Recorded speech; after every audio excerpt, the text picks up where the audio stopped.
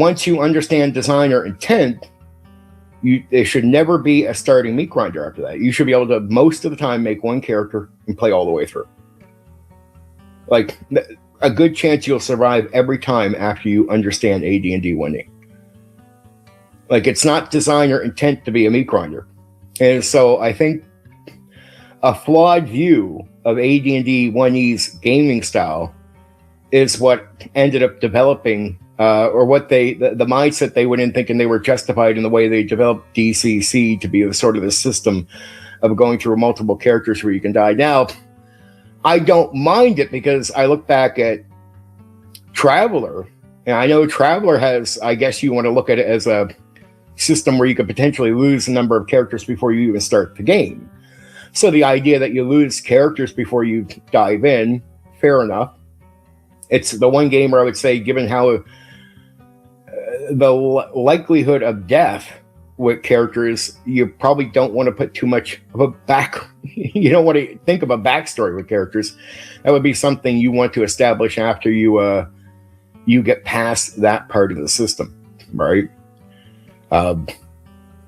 Yeah.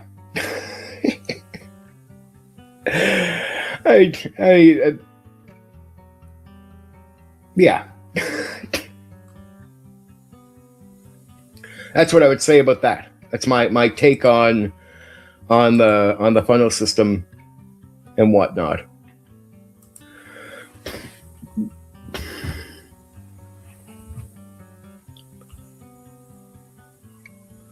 One second. Responding to someone. That's what I get for coming on too early.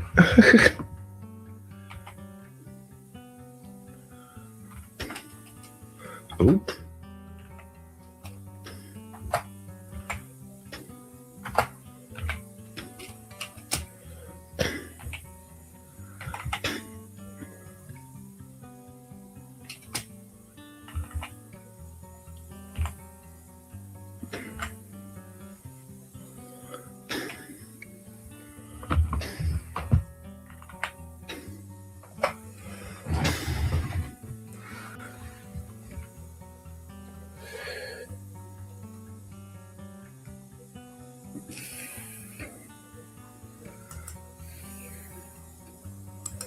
Okay, they're done responding to people.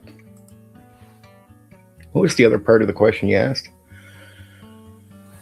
The odd dice? Well, it's definitely odd. I think that's just sometimes I think when here's what I would criticize their dice system in this way. Sometimes I think people are just trying to be different. And I think that's dumb. That's what I think of DCC's dice system. It's an overkill of an attempt to be different when it's just like, I don't know, man. I don't know. I don't care about dice the way some people do in the hobby. So I know, but the tabletop role-playing games and the hobby itself is personal. It's always personal. So it's whatever you're okay with or not okay with. I don't care if I'm using a D6 or a D20 or multiple D6s or multiple D10s. I don't give a fuck as long as the dice work. That's always my aim, and that's where that doesn't make a difference to me. It's the gameplay. Like I like some things, like say go back to Ghostbusters, and they put these additional dice rolls in for effects. Hero points, stuff like this, where it's, if you look at the old school, I like things that are innovative and change how the game can be played, the experience with it. I like innovative stuff like that. I'm not a big fan of things that, to me, don't make a huge difference. Right? Like when people go, I'm sick of using a D20. I'm like, I don't give a fuck. I'm like, whatever system you're using, does it work? When you roll the dice, do you miss or hit? Yeah. I mean, some minor things I can be okay with. Like I used the D100 with the Neo TTRPG system, and the effect that it has, and see, I care about effect, not so much about if the dice are, what dice I'm using other than effect. So having a wider range where there's less extreme, like less times you're going to roll a 100 and less times you're going to roll a 1, and there's a lot of that middle ground where either you miss or hit, and there's a lot less extremes. I like that. I like it balances out gameplay in a way that I like. So the effect of that type of dice rolling compared to the D20, I like. Would I really care if you're using a D20 or D100? It's not a big issue to me. I do like the idea of not hitting the extreme failure or the extreme success all the time. So that is an odd area where if the dice have that type of difference in outcome, I'm okay with dice being different, right? Then I see the point of how you use the dice or what dice you're using.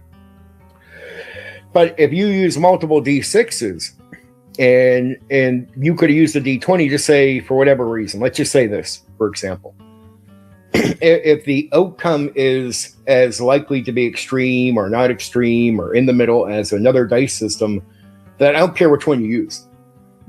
So that doesn't matter to me. The odd dice with DCC, that's one of those rare things where I'm just like, I don't know, dude. D3s, the odd dice seem a little stupid to me. Maybe that's just me. Sorry. Evening. What I like about DCC is how they made starting characters in the funnel without class or anything. They really... Nobody's in clean slates. They only get direction if they survive. Well, that's what I was saying about the background, like caring about the details about the character only matters if the character lives anyway. So it's not like you want to come up with a concept for the character before you get past that point, right? It's okay, John. There's John, there's Tom, there's whatever. And you can care about maybe who they are afterwards, right? They're pretty much nobodies before you get through the system. But here, my only problem with the DCC thing is a Traveler. I like how they have a system where you can die beforehand, but it's not inspired by some misunderstanding of another game. DCC's funnel system, I believe, I've not heard it said directly, but I believe it's a misunderstanding of AD&D 1E. See, AD&D 1E, if you're inexperienced, like you've never really played before, maybe make multiple characters up. Because it's about player skill. And meaning at the first, when you know nothing about D&D, you're likely to lose a lot of characters running into gelatinous cubes, right? Mimics, stuff like this. But the idea is, in old school D&D, is you learn. And once you learn to avoid combat, learn to be careful, pay attention, most of your starting characters... one sec.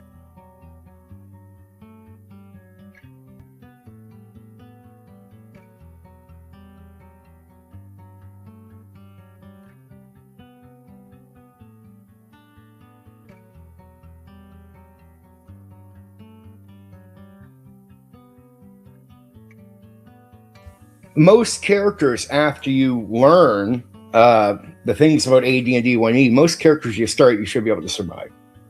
Most of the time, without making multiple characters. Like once you learn to pay attention to mimics, gelatinous cubes, traps, once you learn that you should be avoiding combat, being careful in combat, a lot of times you can start a character and survive. Like that's the thing that's player skill. That's learning to be a good player, get experience, and then learn. Some people in the hobby, sadly, a lot of people, sadly, can spend 20 to 30 years playing AD&D 1E and not know this. Like actually just keep playing very carelessly and running into combat when you should be avoiding pretty much all combat as much as you possibly can from levels 1 to 3. They'll keep running at combat because they're trying to play it more like a combat game. And actually, DK, I don't know how many guys are big YouTubers here. And you can go back into their content even like last year. And you can talk to these guys and you ask them what D&D is. They'll say it's a combat game. Now, since I've said otherwise, suddenly all these guys that were calling it a combat game that are bigger YouTubers than me, old school D&D guys, have all gone changing their language suddenly. It's gone from it's a combat game to it's a survival game. And really, it's a survival game. People forgot that detail. And you're not meant to play it like a board game with miniatures. Miniatures really confuse a lot of guys because they play a bit like a board game when they're playing with miniatures. One thing is if you get into D&D, you start realizing it's a survival game. And if you look at the encounters, the encounter information, before they even use language for non-combat encounters, they don't do that. They just call encounters. And all the advice is to avoid. Negotiate your way out. Avoid combat. It's resource training. It's all avoid. So you should be avoiding combat, not going into it. And you should be careful with wandering monsters, not wanting to be in combat.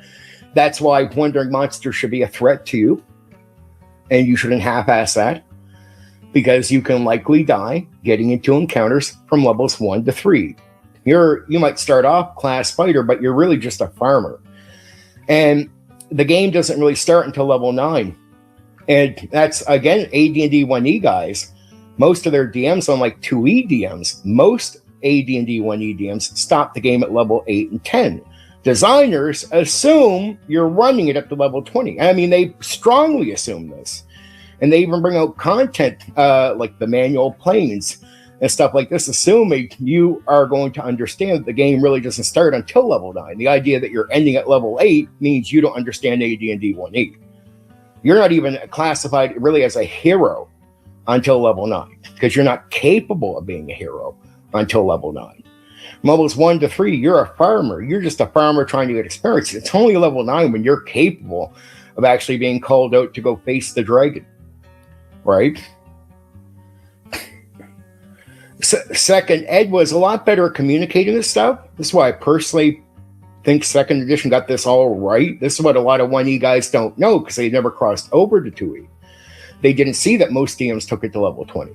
They didn't see, like I would tell all my players coming in, I would tell them as a second Ed DM, the game doesn't start until level 9. They'd be like, really? Like, yeah, the game doesn't start until level 9. I'd be like, all the levels up to level 9 is just backstory. Like, we're not even officially started. I don't even count the game as officially started until you're level 9.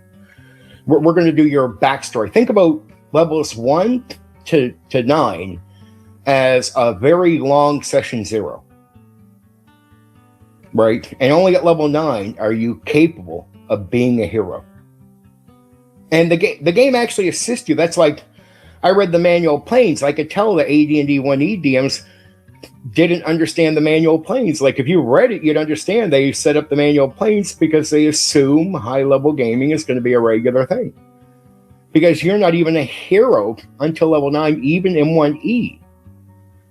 Right? And DCC, Dungeon Crawl Classics guys, are guilty of misunderstanding AD&D 1E completely.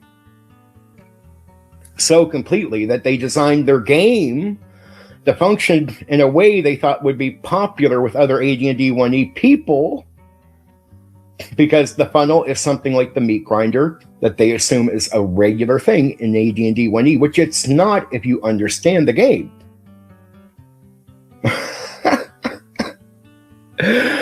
Oh man, I sat there and educated myself really well. I've read all the material. Like, the raw guys, the rules as written guys will always say, why don't you read the material? Why don't you read the material? Well, then I'll actually hear them describing these misunderstandings about AD&D 1E. They actually, they preach about reading the stuff, DK. On X, you've seen this, or elsewhere. I know you've heard of this. Rules as written guys preaching about reading the material. They read it, and they still misunderstand AD&D 1E. I'm like, well, dude, I don't even do rules as written. I'm not a rules as written guy, but I've actually read the material and I understand the stuff better than they do. And I don't even follow that course of thinking, like that line of thinking. I'm quite the opposite. I go with Gary Gygax's statement. You master a game through rules as written raw. That's what he thinks. But he thinks after you master the game, you're as educated and well understood on the game as designers are. And how do you make a new edition? When you make a new edition, like you go from 1E to 2E, you're changing core stuff. What Gary believed is once you master one of these games to rules is written like a DM should, you'll understand the game the same way the designer team at TSR understands the game, and the same tweaks they're making from one edition to another you can do without destroying the game. And you can do that so you can tailor things towards the experience you want. And actually, it's actually okay to adjust. He actually expects you to. Like, he actually thinks it's a requirement that you do this. He thinks we're all going to have a different style. And we're all going to want to get different things out of D&D. And D&D is meant to be generic, so you can get different things out of it. He actually thinks that you adjusting how combat works, like in detail, to the core rules, not just optional rules, but to the core. Changing how Thaco works, if you wish. If it benefits what you're looking for, he actually expects, at the time he was alive, he made statements where he expects you to do this. Right? Gary says, master the game through raw and then make changes, even tweaking the core, just like a game designer would, because he expects that you understand the game the same way a game designer would. From 1E to 2E, you drop the battle matrix and even adjust Thaco. And Thaco is simplified. Well, if changing the core would break D&D, how can you do that? You can't. But second ed is still D&D. It still has the same feel, same structure, same everything. Right? Nothing has changed. Like, no one says it's not D&D when you realize it's tweaked core stuff. But you can do that when you understand the rules. DCC, I don't mind it, but I mean, it's just like it's like an extreme version of D&D in many ways. I wasn't that impressed. I wasn't like, I mean, it's like, because it's another medieval fantasy game where I get like, it's like I can do everything in that game that I can do with D&D. So,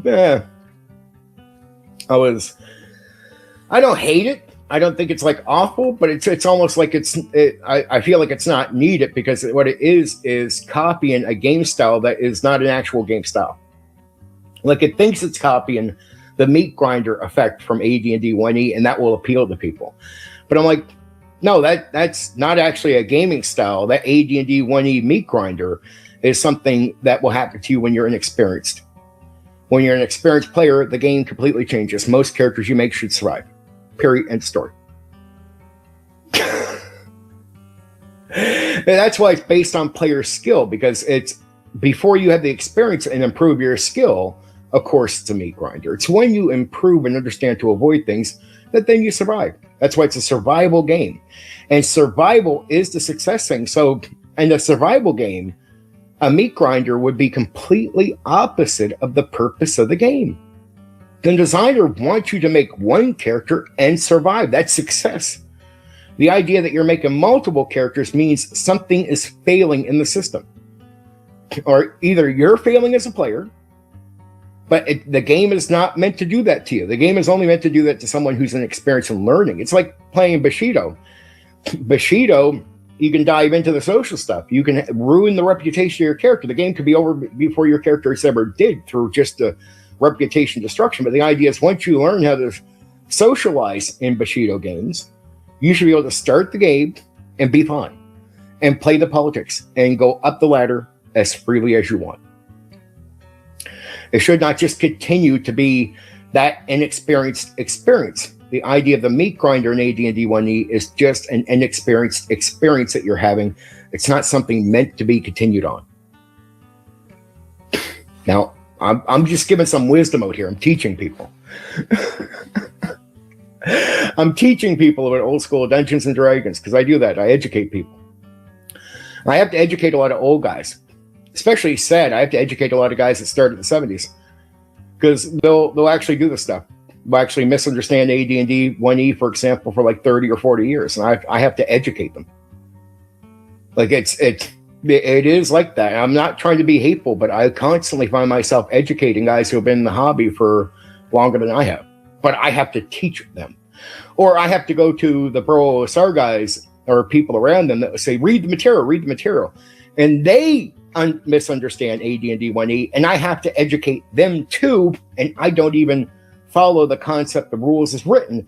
But me, a non-raw guy, has to teach the raw guy what AD&D 1E is. I have to teach them it's not a war game. I have to teach them it's a survival game. I have to teach them it's not a meat grinder game. Right? I shouldn't have to do that, but I do, because these are the guys that are supposedly reading the material. I'm like, dude, you read it, you just don't understand it.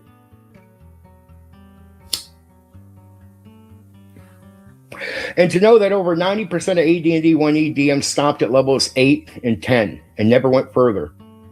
What a shame, because there's a whole section of the game that exists that designers and TSR invested time and money into, because it's something that you're meant to be doing. And it's just completely fucking ignored. The manual of planes is almost used by nobody. If you look at the Dungeoneer Survival Guide, which I covered last night, and the Wilderness Survival Guide, that's not made really to enhance the modules that you're running. That's made, DK, in a way that you forget that the old sandboxing way is real. And those books still acknowledge not the module redefining a sandbox.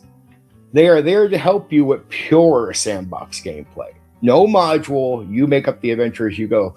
That old school, the sandbox that you'd still find in the original Traveler. That's the sandbox gaming they did with AD&D and BECME. The modules for BECME are there to teach you the game, not to replace you yourself needing to make further adventures. So the module concept with BECME is there to teach you, but you're still meant to make your own adventures and possibly even your own setting with a pure sandbox system, right? Modules then become a tournament thing, and I understood why they were made, because they're made for the public to be able to have an experience without you needing to go through all this. What TSR finds out when they start doing modules for the tournament thing is people want to take the modules and run them at home. And they start realizing people want to buy them. It's like accidentally coming into a market you don't realize is going to be a money maker, right? Like you don't realize, oh, these pre-made adventures are big. Oh, whoa, they're bigger than what we thought they were. We thought we were just going to challenge people with the tournaments with these because we're nerds and hobbyists and gamers at TSR. That's what they thought they were going to do. They didn't know that they were going to sell like hotcakes. That's a discovery. But what happens is the modules start doing all the work for people, and sooner or later, a complete redefining a sandbox is focused only on the module so it doesn't kill their sales. And what's funny is a lot of people forget that the Wilderness Survival Guide and Dungeoneer Survival Guide is strangely supportive of pure sandbox, not modules, not the redefining, because I don't call what modules do a sandbox at all. All right, they call their the freedom in the module, the randomness they call a sandbox. I'm like, that's not a term they use for a module. I call it a loose railroad. So like the Temple of Elemental Evil, loose railroad, right? Not, they say, well, there's sandbox. No, there's not.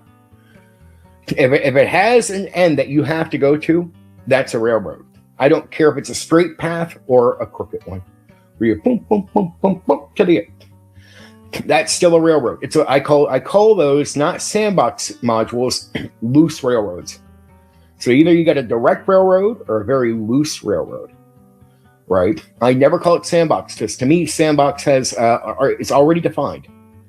It was defined in AD&D, it was defined in BECME, and it was defined in Traveler. Clearly, sandbox is pure freedom. No end aim at all. Players they lead the game, they even decide the end. Not you, the DM. You go along and you improvise and you develop from the ideas that you and the players come up with. They do stuff, you react to it, you connect the things that you're reacting with between sessions, you build from what you've improvised in at that first session. You start building between sessions. They do more. They work on the stuff that you've already built. Now you're improvising more, and you keep building and building and building. And through that process, you're building adventures. On top of that, you're also building a setting. You might start with just some random world with a city or a town. They start in the town. Well, okay, they want to go somewhere. you gotta have a forest. Okay, you're gonna make a forest. You might give the forest a name, start coming up with details between the sessions of what the forest is, what's going to be in there. And you start developing adventures and the setting at the same time through that sandbox of improvisation and then working on it between sessions and developing. They met this guard. Oh, you're going to say the guard is actually related to the mayor. You never really, it's not the plan you had initially going in. It's you improvise and then you decide you're going to connect this between sessions, right? And you build. That's how Mystera was built. Mystera, the setting for Beckme, that's a sandbox setting. That's a start in a simple place and then build out through sandbox gameplay. Pure sandbox adventuring, pure sandbox setting building. And the Dungeoneer Survival Guide, the Wilderness Survival Guide, and even the Manual Planes is there to help you bring, first off, like say you develop a setting for the Wilderness and Dungeoneer Survival Guides. On top of this, you can also tie it into the overall sort of wheel of what the guys put together, sort of a central planning stage for the different settings for D&D, right? So you could connect your world to the Dungeons and Dragons multiverse. And of course, higher level gaming. And people forget whenever I hear sandbox used as related to modules, I'm like, nope, I refuse, because that's not what that is. If an adventure has an end that you have to go to, that's a railroad. I don't care how free you are before you get there. It's either a straight one or a loose one. Sandbox is pure freedom. And it's redefined, because sandbox, if it's pure freedom, which it's defined as originally with OD&D and Traveler, pure freedom. It's made clear what a sandbox is. So when you get to a module that has a clear direction and that you have to go to, and they say there's sandbox in there, that's changing. It's redefining what a sandbox is. That's what I mean about redefining it. So sandbox really is not in any module. No module is sandbox. They're 100% railroads, every single one of them, and either loose or straight. Period. I haven't rushed to cover the DCC Dungeon Crawl Classic because it just I wasn't impressed with it. I just wasn't impressed. I was bored. I found myself bored of it. And so I didn't think it was like horrible, but I'm like, dude, it's like, if I want to do this, I'll just go play D&D. It's like D&D already covers this timeline, this setting. Like I don't even mind Dragon Quest. I ran Dragon Quest. Dragon Quest is more, D&D is not wargaming. But if you wanted to have a wargamer really try to turn D&D closer into what a wargamer wanted D&D to be, Dragon Quest is more like what a wargamer would want from Dungeons and Dragons. So, to me, D&D is clearly not wargaming, and that's even clear through Gary and TSR. They move away from it.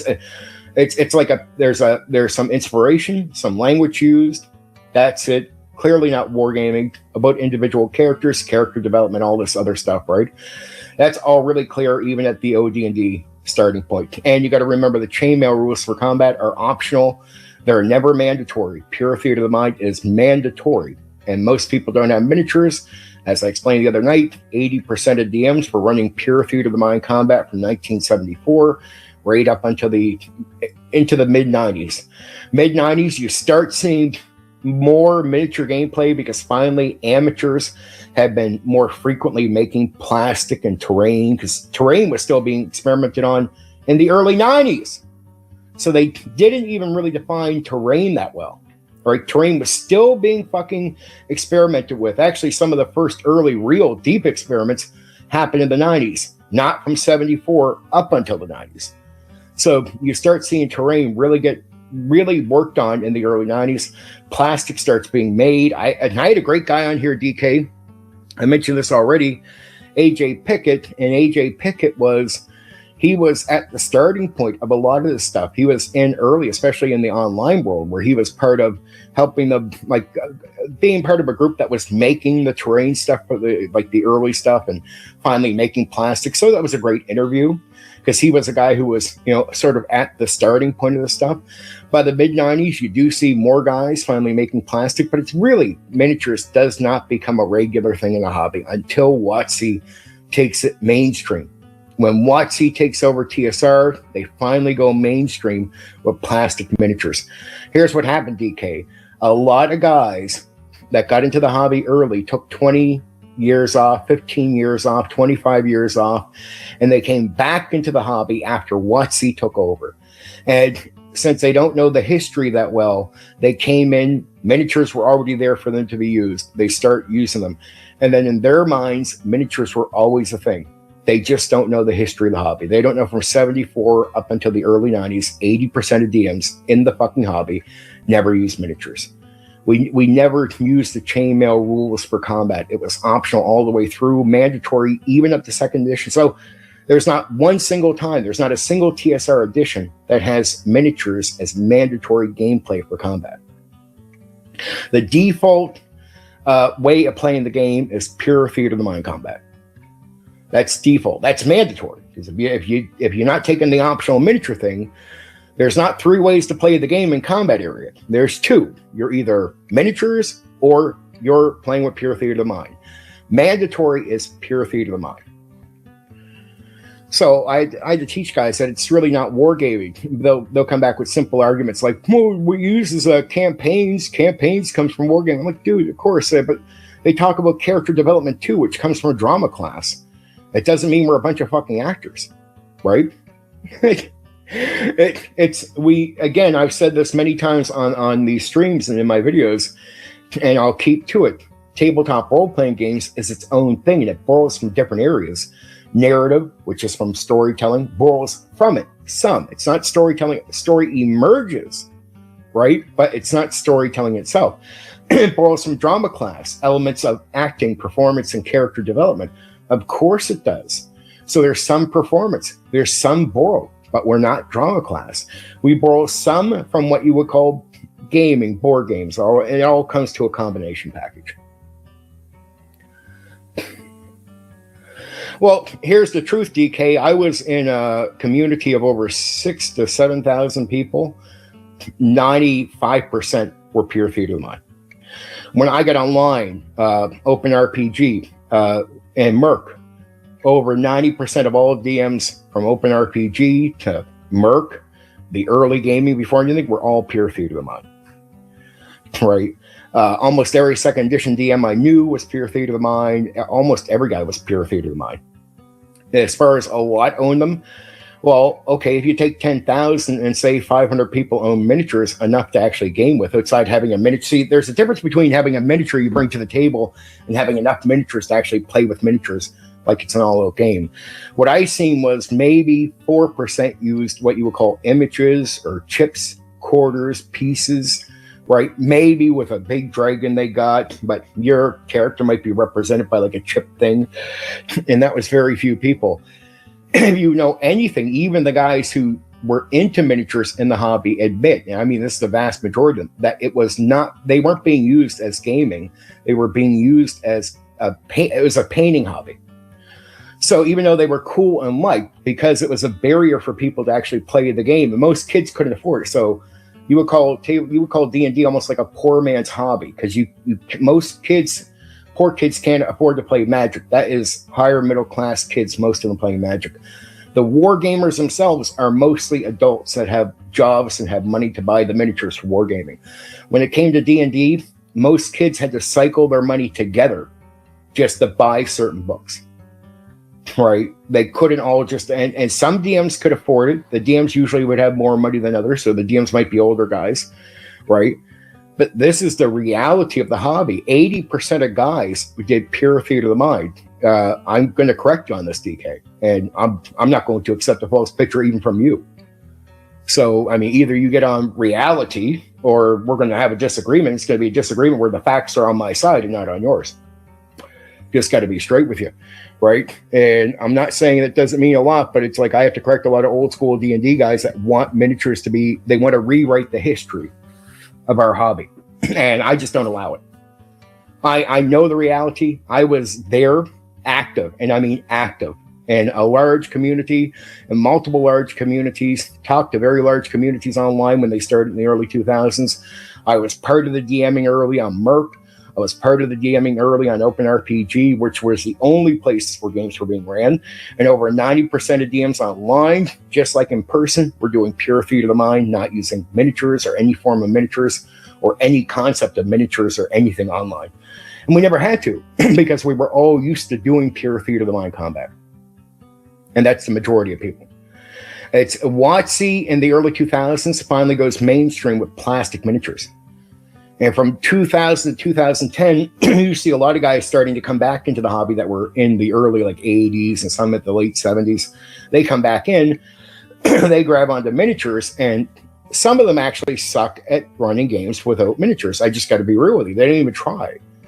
But they have egos, DK. That's the issue. And their egos are is, we're good DMs, and if we can't do it, nobody can. But I'm like, well, you're just lying. Just because you suck at it, which you do, doesn't mean over 80% of the guys didn't do it, and we do it like breathing air. And you got to understand, we had a bunch of mediocre guys coming in that just had egos that were bigger than their actual talent. And that's a lot of the miniature guys were big. We still, yeah, the 90% of the time you had to.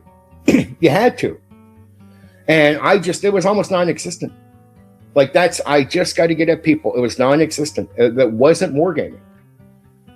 So when you hear people going D&D as wargaming, it just doesn't hold water at all. But they'll say it casually like it does. Like I'll do all this explanation like I just did here, DK. And they'll be like, I think it's wargaming. Can you explain it? Well, it has the word campaigns. No, dude. Beyond that, can you explain it? No. I just gave a very nuanced, detailed, backed by facts and evidence and everything statement, really explained myself, clarified, went into all the details.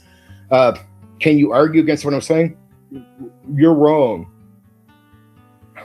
Beyond saying I'm wrong, can you argue down what I said? No, I just think you're wrong, and it is wargaming. This is the level of art debating I'll get from people. They are simply, most of the old school D&D guys are not mentally capable of arguing this because I'm telling the truth. They don't have an argument. That's why I keep getting these really weak responses of just dismiss all the big detailed stuff I said and go, I think it's wargaming. It's not, dude. And if you go back to 74, less than 90% or less than 100%, only like less than 10%, sorry, of wargamers actually crossed over to do tabletop role-playing games. And most of those guys left D&D and called it a fairy game. And at first, from 74 up to about 78, a lot of the wargamer guys at first thought, you're trying to replace our hobby. But by 78, they realized D&D was so separate from what they were doing, they stopped feeling threatened by D&D. And you could tell as they stopped feeling threatened by D&D, more games are coming out from wargamers that are TTRPGs. Well, why would wargamers start putting out tabletop role-playing games if they feel like it's a threat to their hobby? It's not. That's why. And so you start getting tabletop role-playing games because they realize it's not going to replace their actual wargaming. They realize these are not the same things. And so Dragon Quest, if you really want to get down to it, is more of what you would call closer to, if you were to try to turn D&D into something closer a wargamer would actually want. Dragon Quest is more of that than D&D itself is. So Dragon Quest is sort of an example of taking, what if Dungeons and Dragons was more influenced by the wargaming mindset, you would get Dragon Quest. And I jokingly said to one guy next the other day, I said, well, instead of calling D&D wargaming, because it's not, I said in not so many words, I said, just go play Dragon Quest. And that blew up. People were quite mad at me about that. Well, not bunch of people. I don't get a bunch of arguing back, but I get some. And guys are like, it is wargaming. I'm like, well, can you explain? And I post my video. I did a whole stream about the miniatures and everything. I post the video and guys will be like, I'm not watching that. Well, of course, dude, you're not going to watch that because that completely tears down your statement. That it's wargaming. So then I put it into the video and I've been explaining it since. It's not wargaming. D&D is not wargaming. It's not even close to wargaming. It's so anti-wargaming that 3rd edition, 4th edition, and 5e is more in the vein of wargaming D&D than any old school TSR edition. I mean, in 3rd edition, miniatures are pretty much close to mandatory. In 4e, they just straight up are.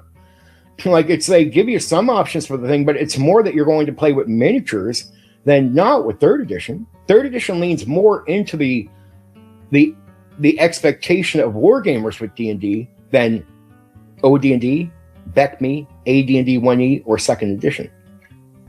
So it's like, I'm like, how ironic that the guys that seem to hate 3rd edition most are the guys that look at TSR D&D, which is completely moved away from wargaming, not even related, and they look at an edition, 3rd edition, that is closer to what they would want, and they reject it. That's weird. I was like, if I was a wargamer, I'd be more satisfied with 3rd edition than I would with OD&D, BECME, AD&D 1E, or 2nd edition. I'd be more satisfied playing 3rd edition. It's given what they say they expect things to be. I'm like, 3rd edition is more up your alley. Dragon Quest and 3rd edition and 4th edition and 5e are more what you'd want.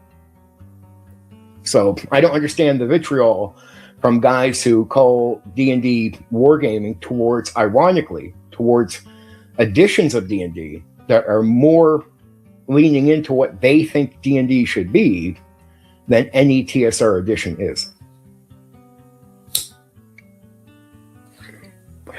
What happens, DK, is guys come up with these arguments. They make shit up in their minds. They state this over years, and they start believing it. And they get a warped view of reality. And they really do. And by the time you look back at real history, what you start realizing is real history completely collapses on them. The narrative that they believe about the history of D&D is just not true. It just does not support their views. Right? At all. It completely collapses.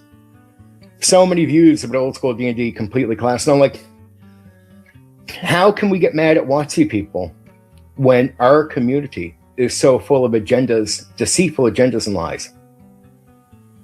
Like, when I grew up, I was told this: clean up your own backyard before you yell at other people. Like, don't go tell that guy to clean up his backyard when yours is a mess. And I've always believed in that principle, that if you have a mess in your own backyard, you should be the last person preaching at somebody else about cleaning up their backyard. And when I look at the old school tabletop role-playing community, we have a massive, destructive mess in our backyard.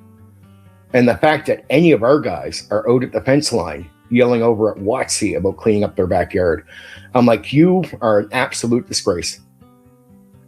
Come back here and clean this up first, and then we'll say what we have to say about WotC. But until you clean up these lies, these massive lies that you've carried on for decades, until you clean them up, you should shut the fuck up about WotC. That's my take right there.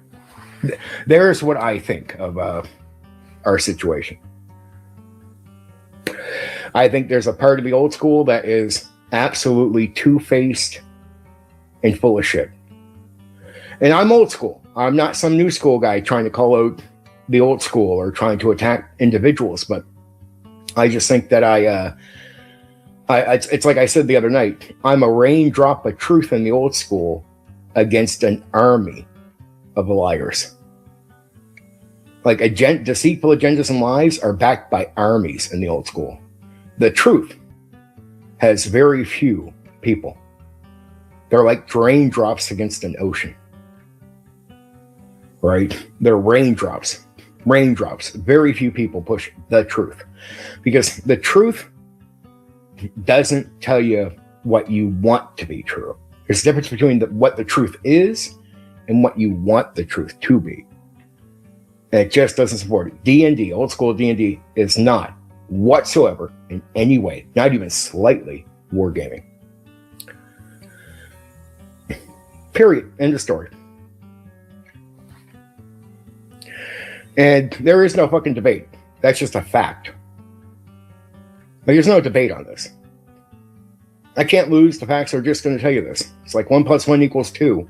I don't care how much you go, I disagree. I think 1 + 1 = Jello. Well, it doesn't. So it doesn't fucking matter how many times you say that.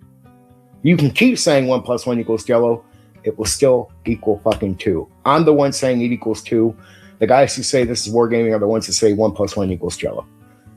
There is no debate, and I will not give the debate credence, because I don't give the other side credibility unless they have something, which they don't. They're not worthy of debating because they don't take a position that is worthy of debate. It is complete delusion.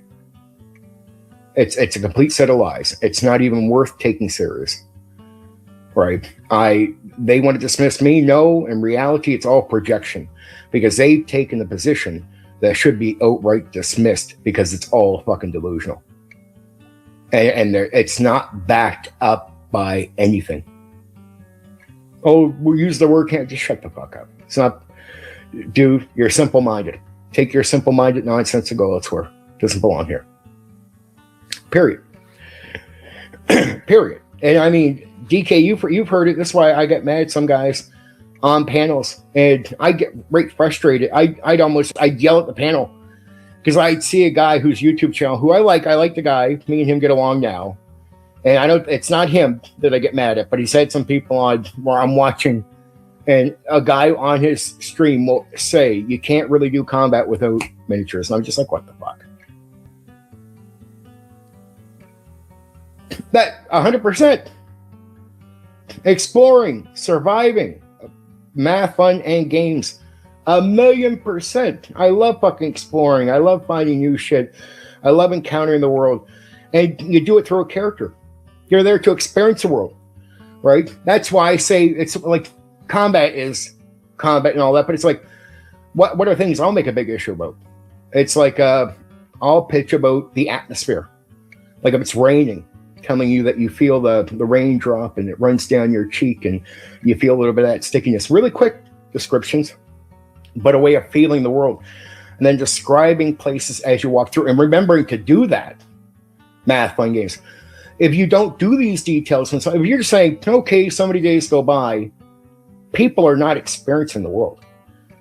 You don't always have to be focused in every second, but every so often you zoom into the group traveling and you tell them their surroundings, the beautiful mountains, the sky at the time of day it is and what it looks like, surrounding ruins that they might see. And sometimes ruins aren't even there to be explored, as if there's going to be monsters. It's just going to tell you about the setting. You go over there and you see old graves. And it's not like monsters are even going to lift up. It's just going to tell you about the place. You're going to experience beautiful scenery, different atmospheres, different biomes as you go through. Sometimes it is monsters that can be interesting.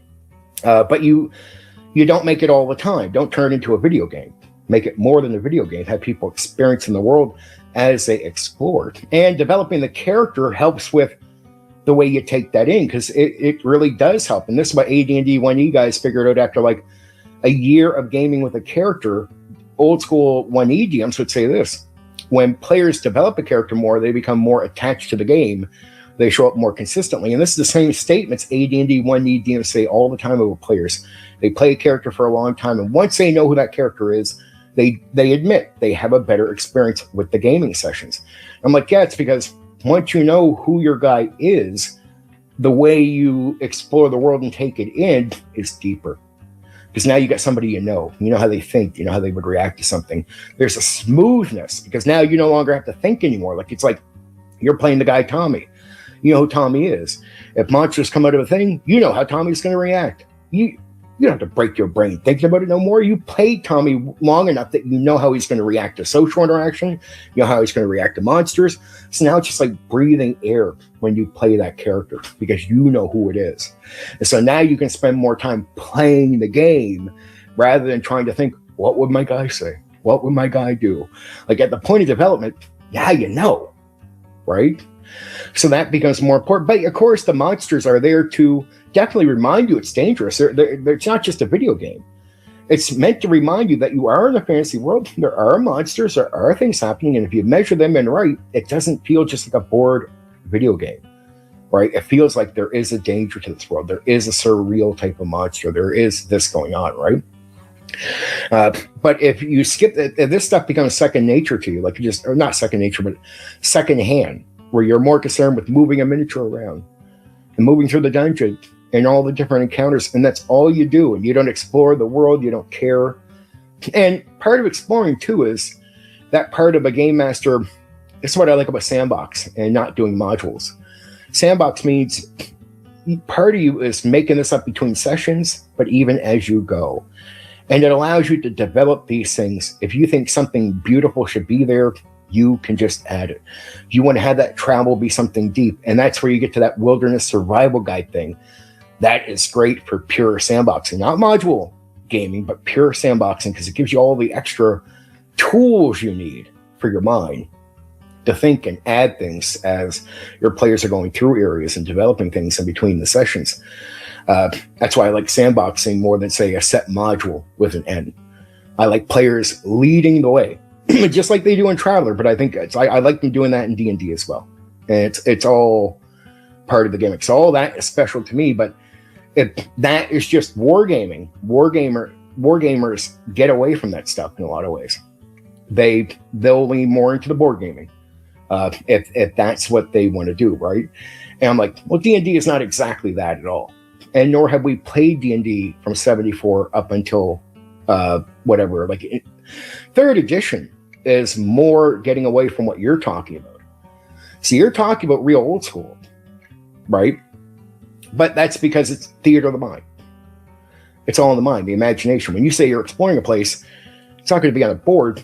It's in your mind. You're seeing the beautiful sunlight in your mind, right? You can't see that on a board with miniatures. You're seeing it here.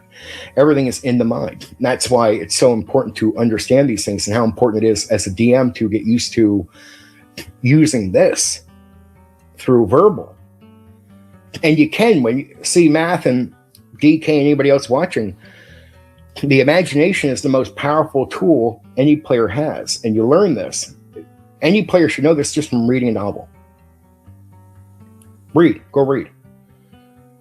You'll figure out just how powerful this is from reading. It's most cases, this is why people like books better than movies. Because a movie can only show you so much, but with your imagination, once you realize how powerful it is, the way you take in a book is deeper than what any movie could give you, right? It really is. Like, it's going to be a deeper experience to most things. Very few movies. The exceptions might be the Lord of the Rings movie, but I mean, outside, and I mean the old ones. But I mean, outside of that, most books are going to be, by the reader, considered better to read the book than it is to watch something made, like into a movie or a TV show, right? Because the imagination is so fucking powerful, right? And that includes in combat too. And combat's a wonderful thing to be here, not here, moving pieces. And it's you just gotta, it's little things. Once you know tricks, as a DM, you're fine. And that's why theater of the mind is usually the preferred way to play by old school guys, right? And that's the way, and we should all be happy with that, guys, because miniatures becomes more new school. Miniatures is more 3rd edition, 4th edition, and 5e. The old school, one of the separations of old school from new school is the lack of miniature use.